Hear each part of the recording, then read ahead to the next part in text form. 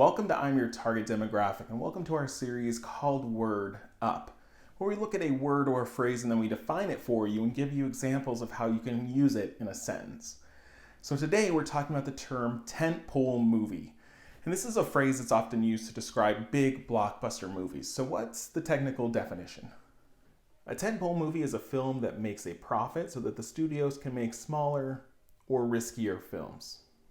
So imagine if you're a studio, you need to make enough money to support all sorts of stuff that you're doing. You need to pay the overhead on the buildings you're renting, the people you're paying, all the staff. Like, you need to make that money up. So tentpole movies are usually typically big blockbuster films that make enough to kind of hold this whole studio up.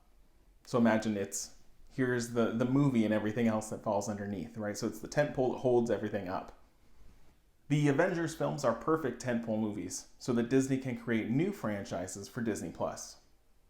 We really need a big tentpole movie this summer if we're going to make enough to pay for Harrison Ford.